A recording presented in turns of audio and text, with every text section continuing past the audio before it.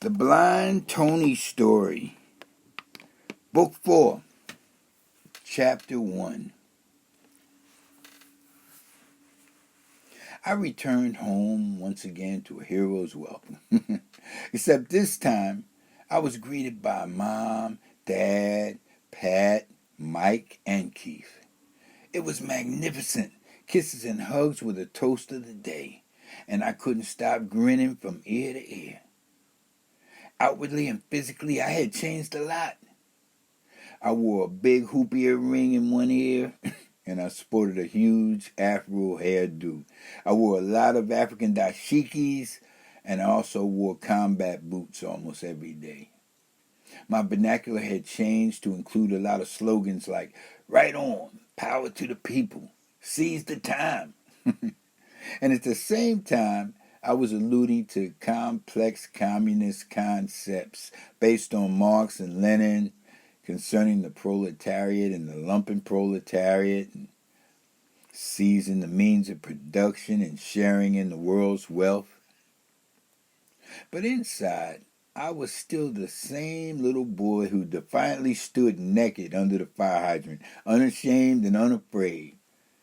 But instead of teddy bear clutched to my breast, I was now clutching all the oppressed people from all around the world.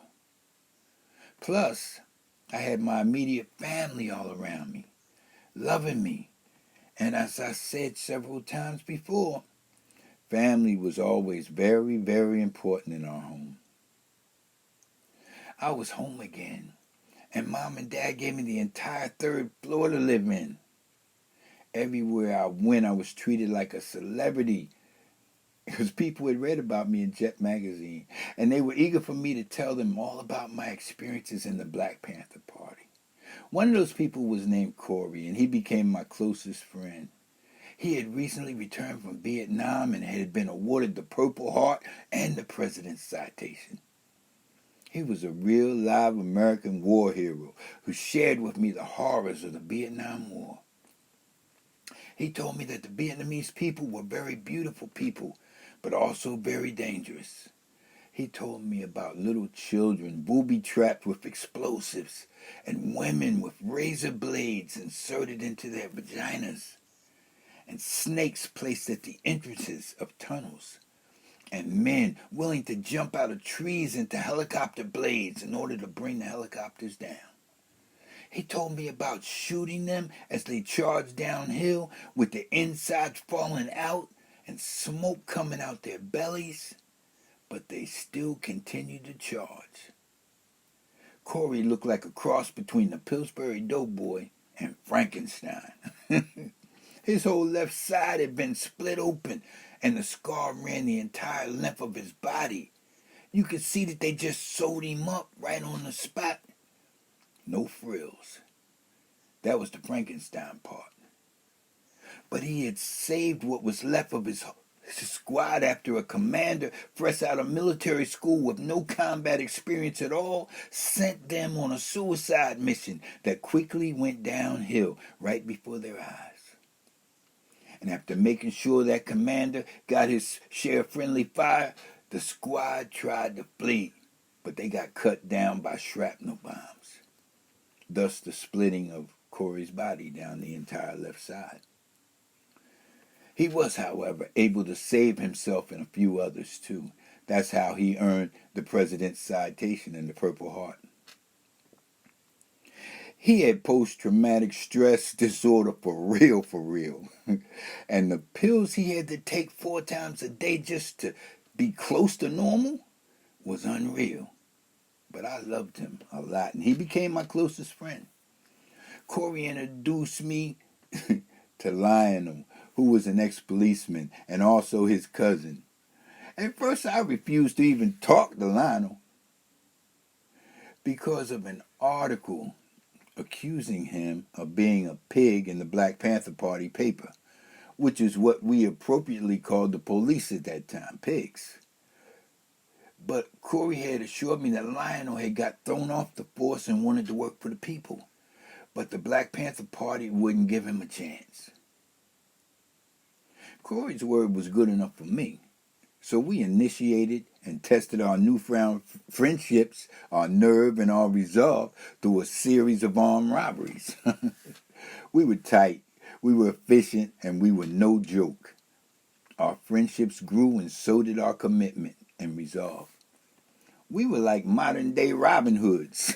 We used to use our time and resources to help as many people in the community as possible. Lionel also introduced me to a boy named Robert who would accompany us on some of the larger heists, like payrolls and armored cars. Lionel's years on the police force gave us insight into the police response times and methodologies.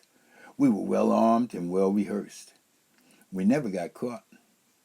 The fellows used to always tease me because I was the youngest, but I carried 2 guns and was no joke.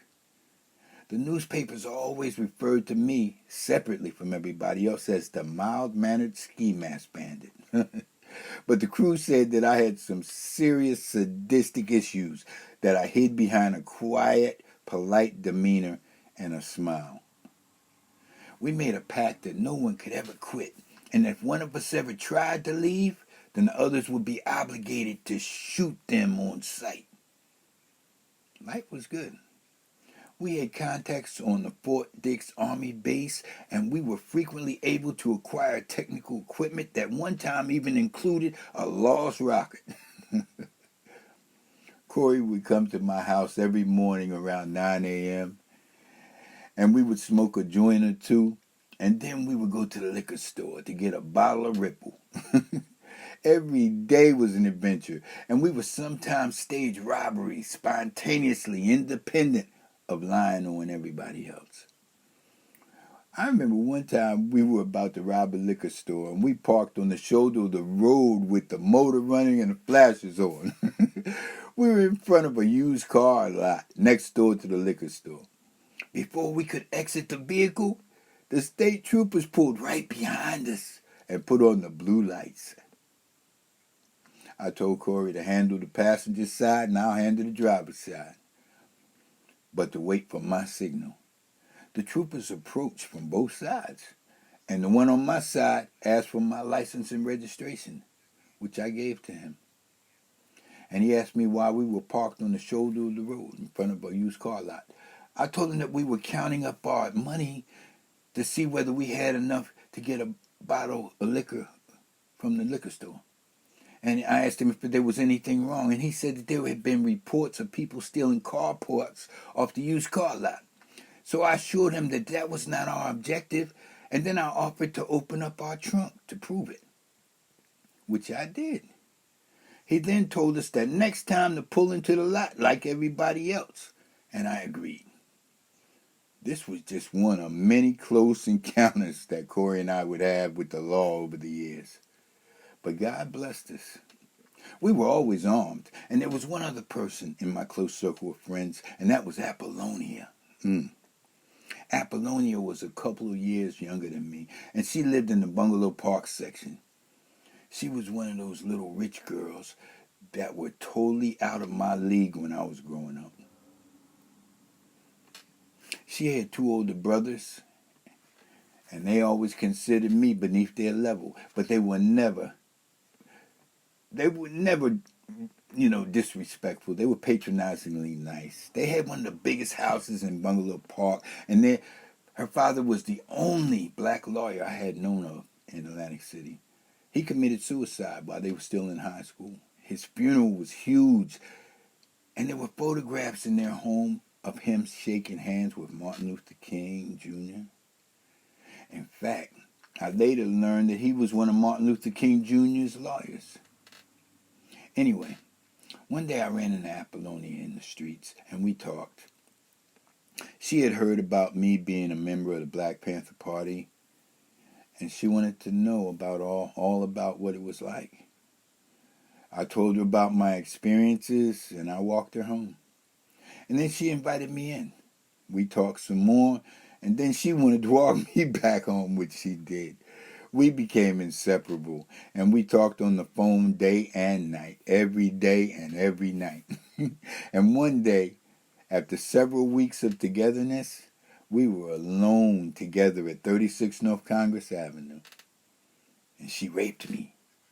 No, she didn't really rape me because I was definitely a very willing participant, but she definitely took the lead.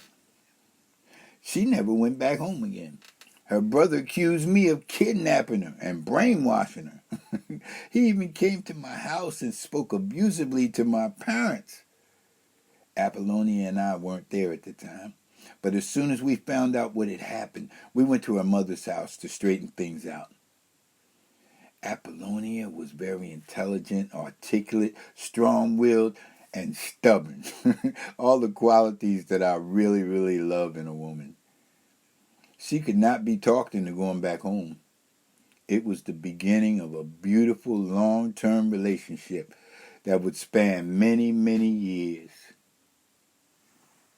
In fact, we are still very close even today. I will always love Apollonia.